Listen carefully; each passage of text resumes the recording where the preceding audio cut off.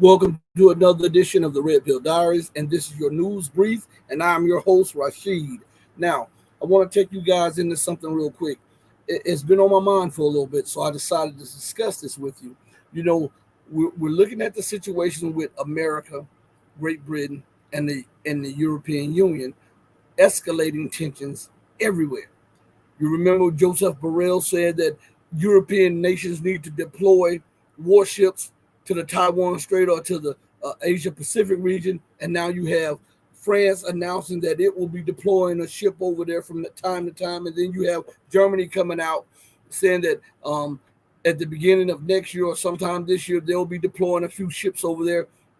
And on top of that, we see the escalation of tensions in Ukraine and how America, Great Britain, and the European Union continue to step over Russia's red lines and what's acceptable and permissible in international norms. On top of all of that, we see a great buildup for war in the MENA region, the Middle East and North African region, by all of these NATO nations. They don't want to say NATO, so what they'll do when they want to build up their militaries in these areas, they'll just say the name of each individual state. They'll say the United States, the UK, Canada is over there. You see Australia, you see New Zealand, you see Germany, you see Italy, you see France, and all of these others that are in the North African region. And what they're doing, they're doubling down on their military over there and their bases, their illegal outposts to try to maintain um, uh, domination over there and trying to maintain a military watch over all of the movements of diplomats and resources so that they can try to prevent or completely stop trade or investment or the excavation and extraction of minerally precious resources and hydrocarbons if it's not in the benefit of the EU or one of the EU nations or Britain or the United States. They continue to do this. This is colonialism. This is fascism. This is racism. Okay, but this is what they do. Now, we see the influx of terror in West Asia, about what you just saw on the Iranian Afghanistan border. You see the influx of terrorism in the Sahel region of Africa and across North Africa. You see America, the UK, and Israel doubling down on their illegal occupation of a strategic island that belongs to the Yemeni people of the nation of Yemen. You see them occupying strategically valuable land, which has huge amounts of untapped minerals and resources there in Yemen. You see the overthrow of governments in South America. As a matter of fact, the United States quietly deployed troops to Peru. And you know, there is an uprising in Peru over the overthrow of the legitimate government in Peru. No coincidence, right? No coincidence, right? No coincidence, right? Okay. Now, why am I saying this to you all? I'm saying this to you all because there is something major underway. And it brought to mind something that Gerald Salente often says. He says, when they lose everything, they take us to war. And so, and I might be butchering his saying, but this is what is going on. Listen, you often hear me say in my shows and in my video clips and stuff that in America's mind and in the Western world's mind, it is do as I say and not as I do. I'm allowed to do this, but you must do what I say. And because they've had the exclusive rights of that for centuries. And now that they're losing their position, they're losing their financial and monetary order. They're losing their political order. And on top of that, they're being challenged by multiple rising poles of power militarily. This has never before, they have never before faced all of these adversities at one time. And it is from their own arrogance, hubris, and their own imperial makings. But what I'm saying to you is that they're losing everything. So they're positioning and repositioning to try to provoke war because they believe, now this is a lunatic thinking now. They are lunatics, berserkers, and they're thinking that if we lose, let's stoke the tensions of war. Nobody will believe that we're ready to bring the world to the brink of war. And this is the crazy thing about it, okay? Nobody believes that America, the UK, and the European Union are so insane, the leaders are so insane that they are risking or they're willing to risk World War III or nuclear annihilation. And yet we see at every turn their policies, their public statements, and their military positioning all leaves one with a rational and sane thought to say, hey, don't you know that this can position and push the world towards war? Now we see them doing it, yet we constantly give them the benefit of the doubt. My oldest sister used to always tell me this, and she still says it. When a person shows you who they are, believe them. Not what you want to believe of them, but believe them. So with all of the influx of weaponry to Ukraine and all of the bravado from the European Union, the UK and the US, and all of the crossing of the red lines and the provocations, can we truly say that they are after peace in Ukraine? We might want to believe that they are. But if we look at all of the evidence, it shows us in real time and in reality that they are against this, okay? Now,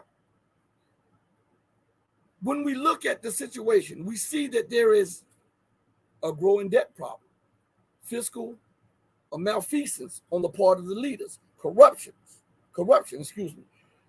an ineptitude from the leadership on every level. Now, when you are a king, or when you are a ruler or a dictator or a tyrant, as the West love to throw these titles on other people. But if you are that and you have ruled unquestionably the global order, not for 1 year, not for 10 years, not even for 100 years, but successively, the United States, the EU, and the UK, whichever way you want to break them up, and individual nations are together, have ruled the world order for at least 500, 600 years, at least. Okay?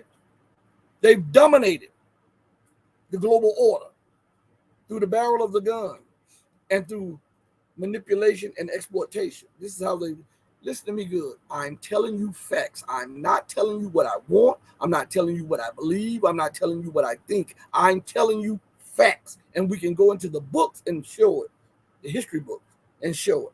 Now, if you have rules so absolute like that for centuries, not decades, but for centuries, and now you see alternatives that are rising up and that are viable alternatives, not just alternatives, but they are viable alternatives to your political order, your financial, monetary order. And now they're growing and they have the military wherewithal to blunt your aggression and to even go on the offensive. As a ruler that has ruled for 500, 600 years, this is unacceptable. This is unacceptable. This has everything to do with what's coming, what's on the pipeline.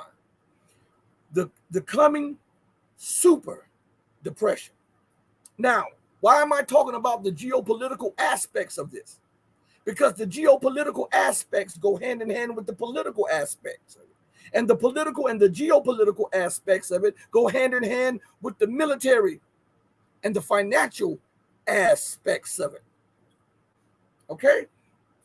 So now, can we say that America, the leaders, they're not that stupid to lead us to a thermonuclear war? Well, if we can say that, let us look and see if we can find anything to back up that style of thinking, or let's see if we can find anything that back up the style of thinking that says that they are prepared to lead us to this. While they now arming themselves, and why are they discussing the use of tactical nuclear weapons on the battlefield? And why are they provoking and repositioning armaments, arms, and troops near the border of the largest nuclear power on the planet? If we can point to it and we can say, hey, they are deploying troops, they're provoking, they're arming these people, they're openly saying that they are for the defeat of Russia and the balkanization of Russia, and that they are with Ukraine to do X, Y, and Z. And we know that Russia is the largest nuclear power in the world. Well, instead of what we want or hope for, when we use common sense, we can say that they are pushing the world towards thermonuclear war, and they are provoking the largest nuclear power on the planet, which could lead to a thermonuclear holocaust, right? According to what we know. So if we know these things, then why are they doing it? It is because they're losing everything. And when you lose everything, as Gerald Salente says, you lose it. Especially, I might add, when you have dominated every aspect of global commerce, trade, finance, and geopolitics for centuries. Right? This is true. Now, understanding that, you know that your dollar, just like the British pound was, and just like the French franc was when it ruled, and just like the other currency of the other European nations were when they ruled. It's just a hand-me-down from one to the next one to the next one. So if we know that the dollar at this point in time is the life's blood to the U.S. empire and the military, and by extension, the pound is to the relevance of Britain on the global scene, and by extension, the euro is to the European Union globally. So if we know that, and we see that Germany has been deindustrialized, Europe has little to no resources, Europe is deindustrialized, America has been deindustrialized to the point where all of the manufacturing base, the most critical, is in Asia, right? Now, if we have that in mind, and we see that the European Union continues to deficit spend, and we see that the UK government continues to deficit spend, and we see that America continues to deficit spend, and we see that Britain has little to no natural resources to back up the British pound, and we see that Europe has almost no resources to back up the euro, and we see that America has massive amounts of resources in the ground, but it takes massive amounts of investment, which she does not have, to extract these and then process these into viable products to bag the dollar. Then we can truly say that, hold up, if this is the case and they continue to deficit spend, and yet they continue to alienate the people who buy the treasuries and the bonds that support the governments in their deficit spending, we can say that they have literally taken a gun and loaded every barrel in it and pointed to their head to play Russian roulette with every chamber loaded. We can say that. Because if you have no commodities, if you have no resources, and you see nations now that once provided you with low-cost resources, cheap and almost free resources, because you had the barrel of the gun to their head, or because you empowered dictators to rule those lands so that you could extract the resources for pennies on the dollar and give kickbacks to the corrupt leaders and their families. And we see all of that is coming to an end. And all while that we see within your own borders, where people have to choose between heating their homes or paying for medicine, or paying their rent or their mortgage, or buying food. We see growing unemployment, even as you fudge the numbers here in America, in the UK, and across Europe. We see a great growth and great explosion of homelessness, people that are hungry, and people who have lost hope. With that said, that does not bode well for the economies of America, the UK, and the European Union. Now, I say all that to get to this. Do you know that as America alienates more and more nations, more and more leaders, more and more people, it becomes harder and harder to maintain the dollar? The very thing that she's trying to do to maintain the dollar as the global reserve currency is the very thing that is alienating her and the dollar from these nations, regional blocs, and trading partners.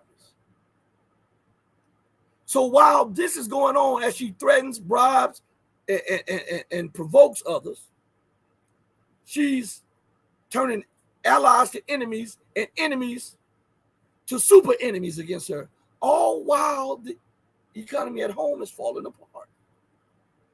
Right? Where's this money that she's getting coming from? Printing press.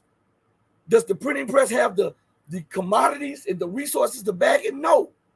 So in reality, they're openly telling you that they're printing money with no value. Because the value is derived from the product that backs the currency.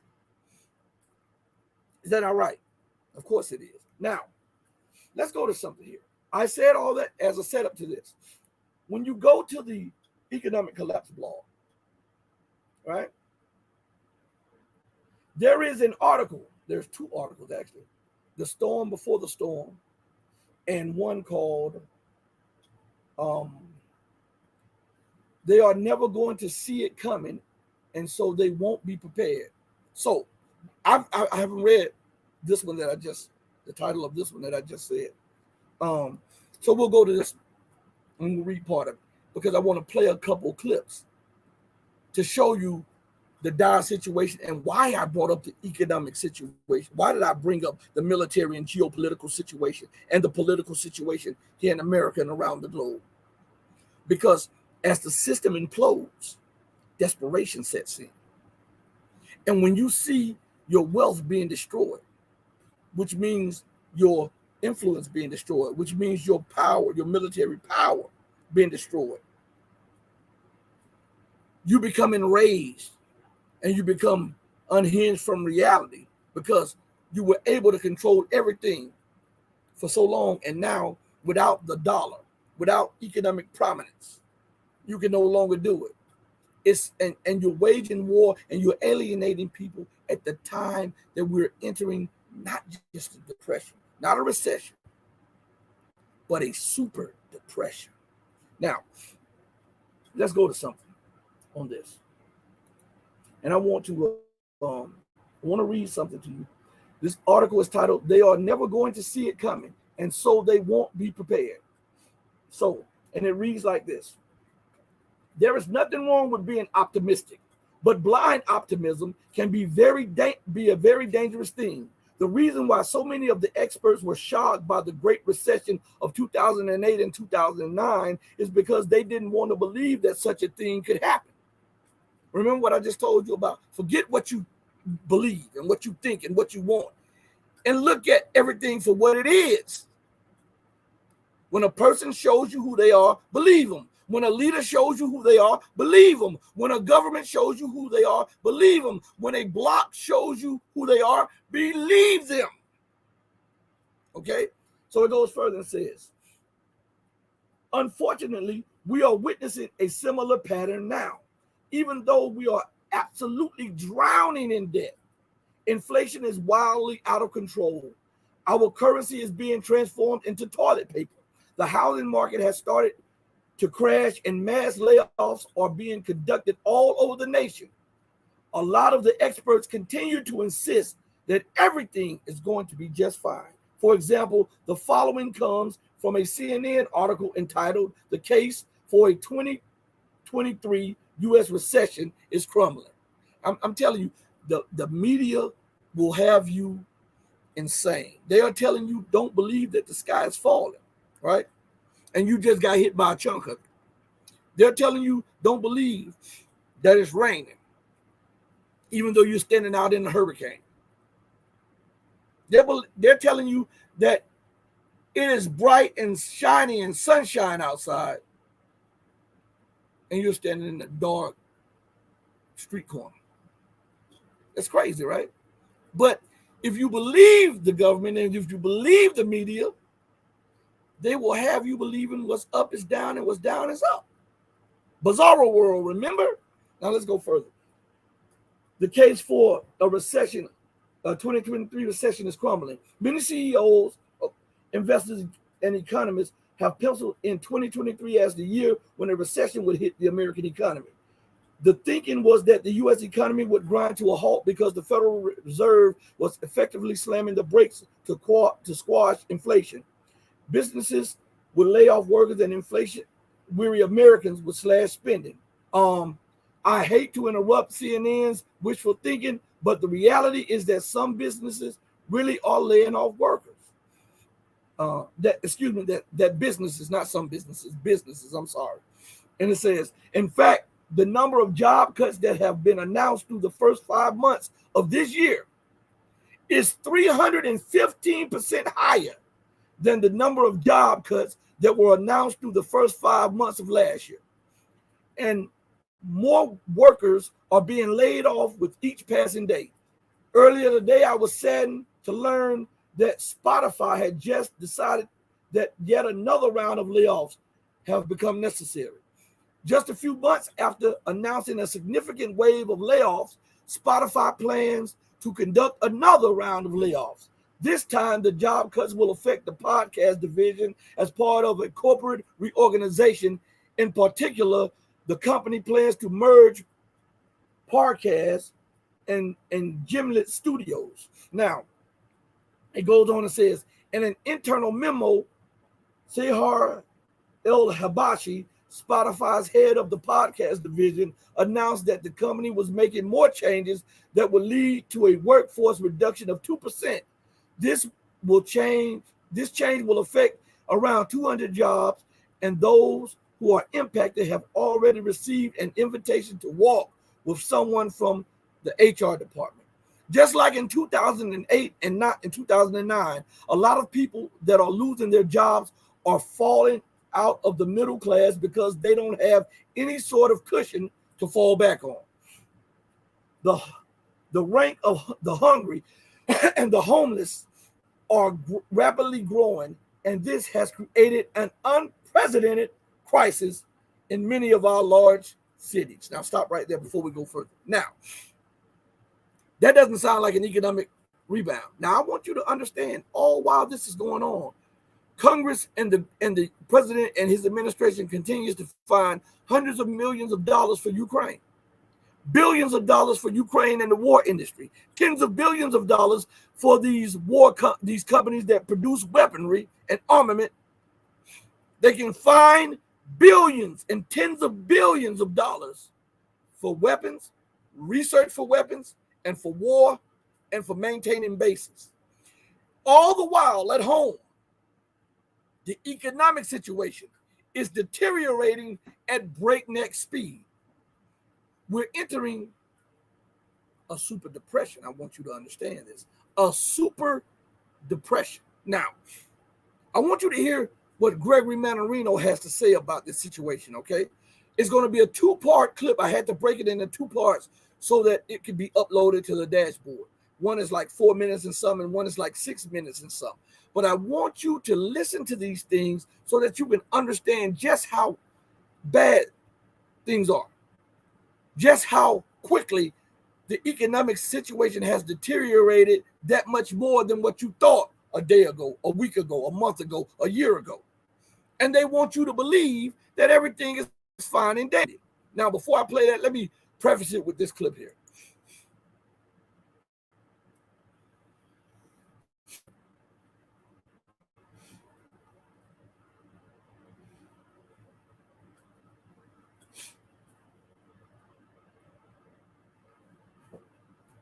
So we have the exclaimer, the copyright exclaimer, so we shouldn't have any problems with YouTube or any other of the platforms with this. I want you to listen to what Gregory Mannarino is talking about and what he said, because it goes hand in hand with this article. And remember, if these things take hold, and they are taking hold, and if things get worse, and they will, and they are progressively worsening as we speak. This means that now you have a nation that is taxed internationally, trying to maintain bases and global hegemony, which causes.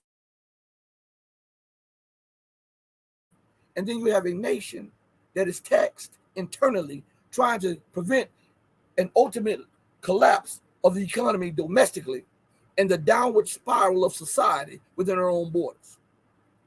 This is happening at the same time Britain is faced with something similar, but on a smaller scale. And the European Union is faced with something similar, but on a smaller scale than what America is facing. And why is America facing it? Because her expenditures far exceeds those of the European Union and the UK. So she finds herself in a death spiral, unlike the other two, even though those two are spiraling down in a death spiral, but it is unmatched when it comes to the United States death spiral. I want you to listen close to this, okay? Pay close attention. So again, from the heart, a big, big thank you. All right, with that aside, people here, this is my morning report, and there's something going on. There's a lot of things going on, but let's talk about fear. All right, there's a little fear here in the debt market. We have a sell-off again in the debt market. Yields are rising, and a little bit of a knee-jerk here into the dollar.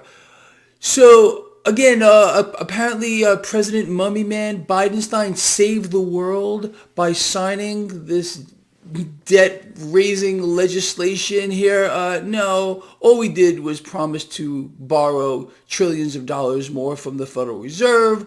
That's going to create much higher inflation, much bigger problems down the line, and we all know that. Look, they can continue to sidestep and try to sidestep and try to sidestep what is coming down the pike.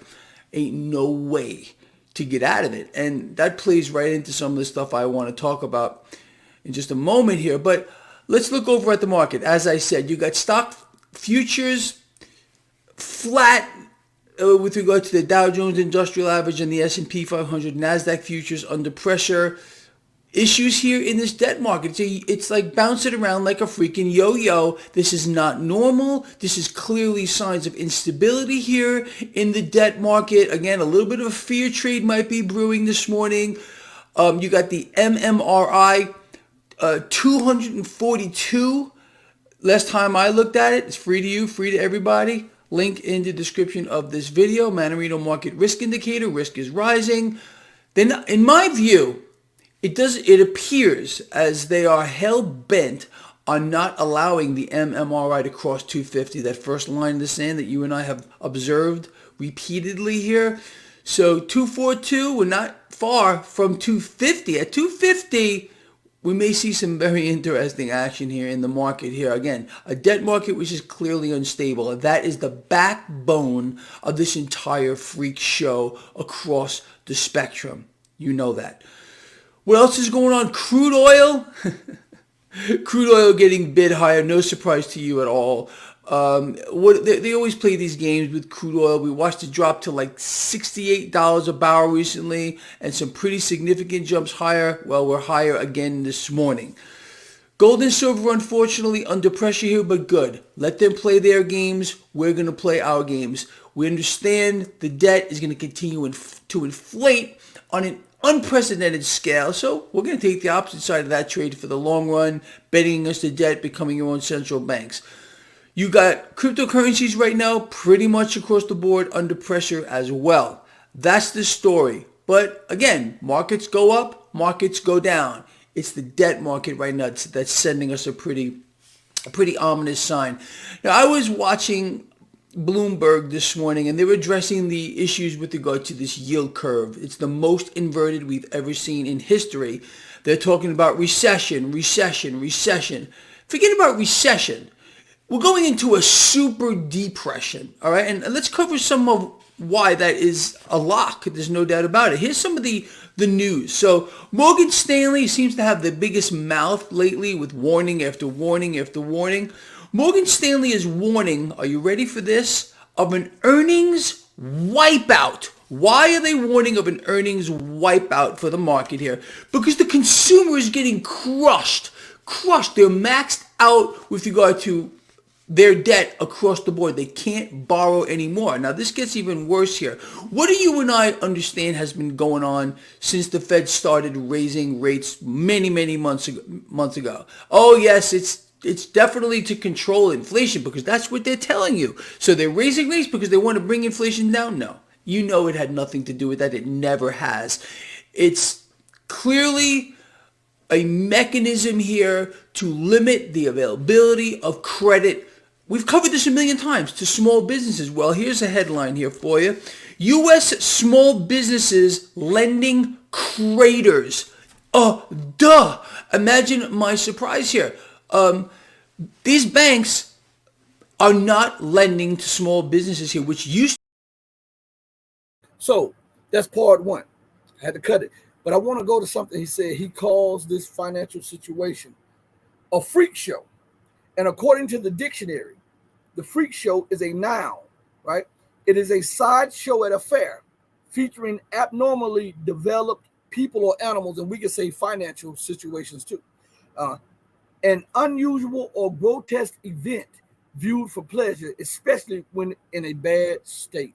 So he is trying to convey something to us that what's going on in the markets is abnormal.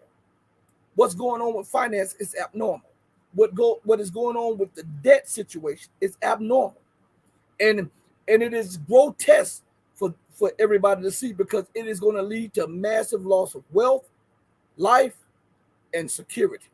All right, and some people are looking at this with pleasure, saying that they can benefit because they have inside information, while the masses will suffer. Right. So, but it's done in bad taste, according to the definition. So I wanted to say that before we go further, and I wanted to read something before we get to that part too. I don't want to keep you long. This was supposed to be a 10, 15-minute video, but I cannot just leave stuff out there. I have to be able to explain it so that you can get a thorough understanding of exactly what is taking place and what is going on, because most people won't tell you. Okay? So now, let's go back to that article that I was reading, and we'll read this. Now, pay close attention. Just like in 2008 and 2009, a lot of people that are losing their jobs are falling out of the middle class because they don't have any sort of cushion to fall back on. The ranks of the hungry and the homeless are rapidly growing, and this has created an unprecedented crisis in many of our largest cities. The homeless that are truly destitute tend to live in tents, but those that have at least a little bit of money often live in RVs. At this point, it is being estimated that over 11,000 homeless people are living in RVs in Los Angeles County alone. That's just in one county. One county. It says there are, by the largest count, there are, by the latest count, more than 11,000 people living in RVs across the Los Angeles County. And that number has been rising. The COVID-19 pandemic forced more people into poverty. Some of the RV dwellers have jobs, but either don't want to pay apartment rent or can't afford to pay it. In a city where the average one-bedroom apartment costs around $2,500 a month. That is outrageous. And it goes further. And it says, of course, wherever there is a homeless crisis, there's almost always a drug crisis. Right? We're going to stop it right there. Now, listen how one situation leads right into another. And if you have a drug situation, guess what you have? A violent situation. Right? This is in America. She can't find money to house her own citizens. She can't find money for drug treatments and to stop the drug flow on her own borders. But she wants to secure Ukraine's borders and the territorial integrity of Ukraine, which she and her allies violated. You make that make sense. You make that make sense. What I'm telling you is these people are insane. They're lunatics. And I can't say that enough because I don't think we let that process in our head. We want to think of them because they wear suits and ties and dresses, that they have these degrees from these high institutions, that they are sane and rational people. But the people that usually vie for power And those who try to maintain it, a lot of the time, are sociopaths. And we see that America is run by sadistic, sociopathic, psychotic people, right?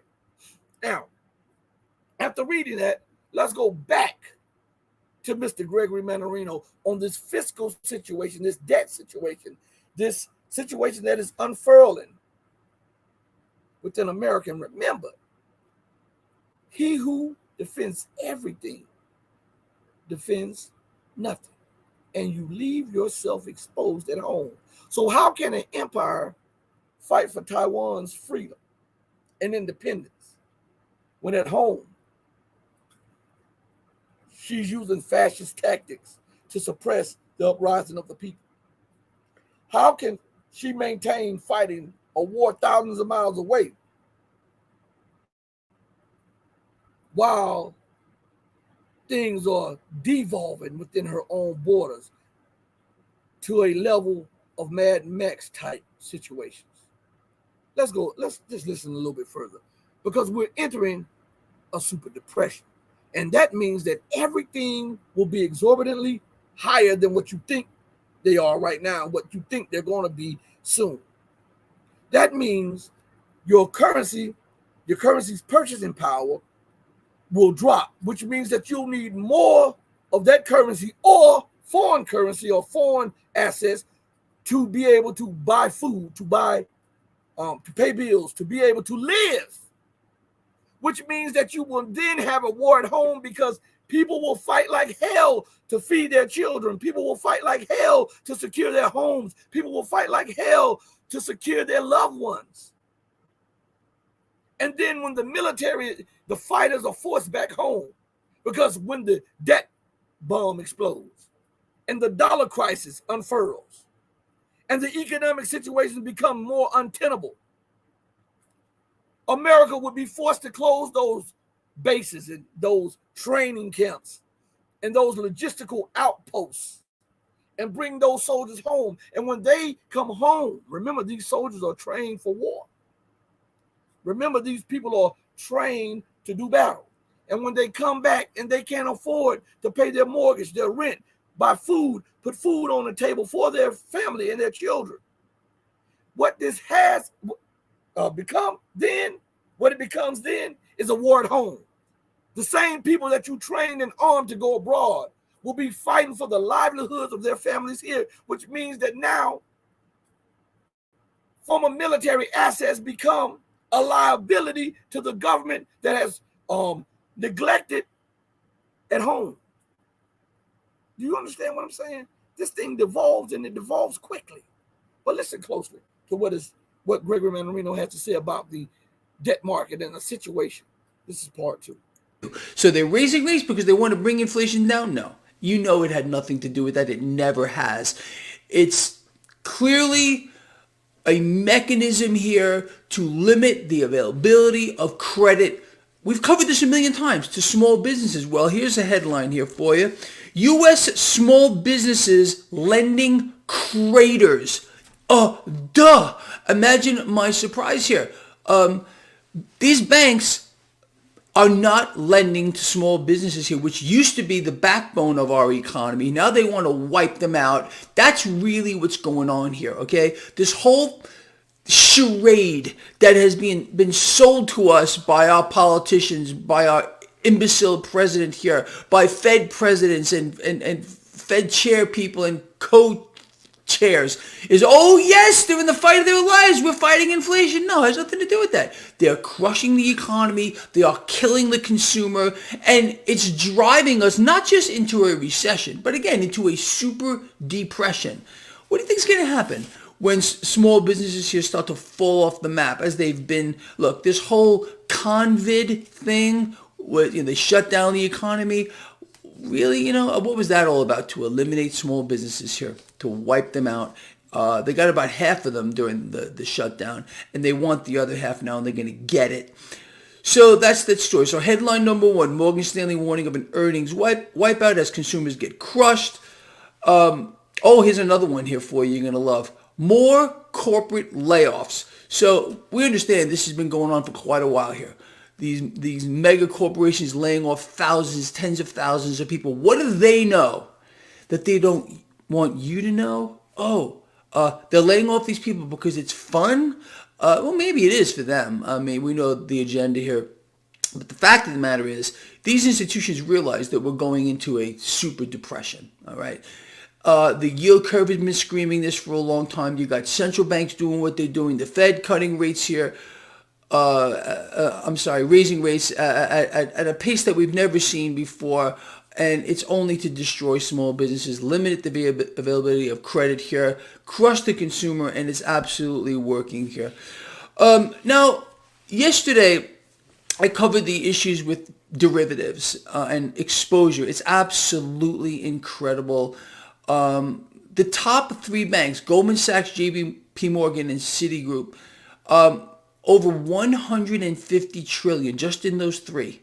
150 trillion, over 150 trillion in derivative exposure. This is the Achilles heel of the system. I think we're all pretty clear on that. And with regard to the banks, with the regional banks, their troubles are just getting started. And again, it's a consolidation. But I'm just thinking, and I covered this yesterday real quick, the reason why we're seeing such an effort to keep this market propped up is clearly to prevent a derivatives meltdown. It's going to happen anyway. There's no way to escape it. We all know that. But I tell you this, it's going to be interesting to see, and we're going to witness it. You and me are going to witness this. They're going to continue to prop this up. I would say this: keep your eyes on that 10-year yield, the relative dollar strength here. They're going to, in my opinion, attempt to keep rates suppressed. We'll probably see the 10-year yield drop, the yield curve drop like we witnessed recently, some weakness in the relative strength of the dollar, and that will, of course, allow cash to flow into risk assets. So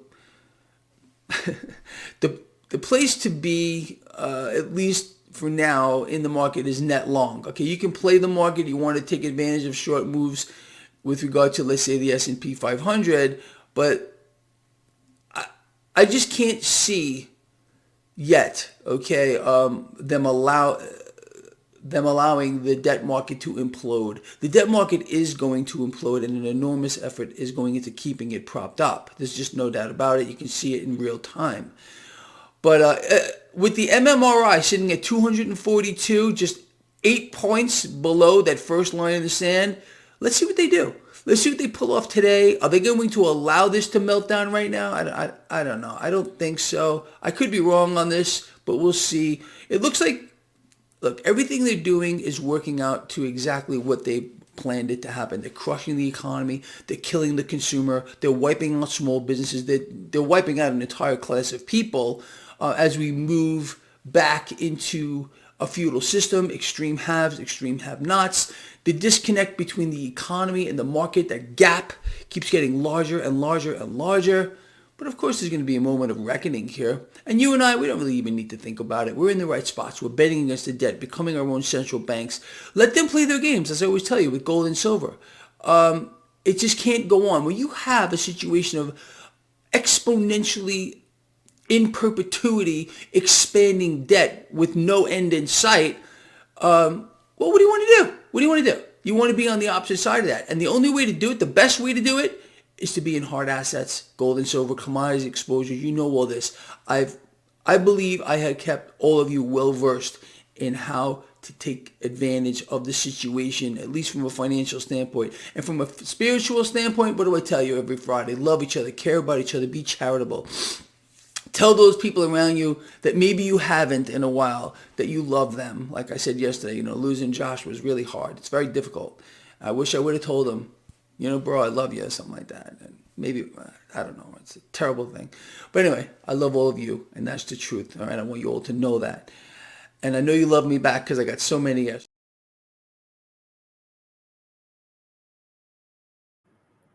What we're looking at is a meltdown of biblical proportions. I told you guys that when he and I had conversations. Gregory Mannarino told me personally that what is coming will be biblical. The death would make a nuclear exchange look like child's play from this economic collapse. It would be on a scale unheard of. This is what he told me. So what I'm saying to you all, we know that the super depression is coming. Right now, we're in multiple recessions, quote unquote, and we have entered into a huge depression, though they don't like to say it. But what's coming soon is a super depression, something that you have never experienced, never known before. So what I'm saying to you all is prepare. Food, water. I know Greg talks about financial stuff, which is good. But we got to prepare ourselves spiritually, get close to the Creator. On top of that, you got to get, I know people say, well, we got to get gold and we got to get silver and we got to get crypto and we got to get some tangible assets. But what's more important than any of that is food and water. You can't eat gold and you can't eat food, you can't eat silver and you can't eat um, crypto. So you're gonna need that stuff, but you're gonna need food and water also, and little things that you take for granted now, um, like lamps and all of this. Is going to get bad. So I want you to prepare yourself and not be caught out here when everybody else is caught out here, because you deserve to know better and you deserve to have better. So what we're gonna do, since we know better, let's try to do better, if not for ourselves, for our family's sake, for those of you who have family, for our family's sake, try to do better and prepare yourself for the onslaught that is underway. On that note, I go out the same way I always come in the name of and spirit of God Almighty, with love and peace in my heart for you. If you love truth, know that I love you. But God will always love you better. Until we next speak again, stay strong, stay true, but above all things, stay righteous. Mama, your baby boy loves you more than life. Deuces, everybody.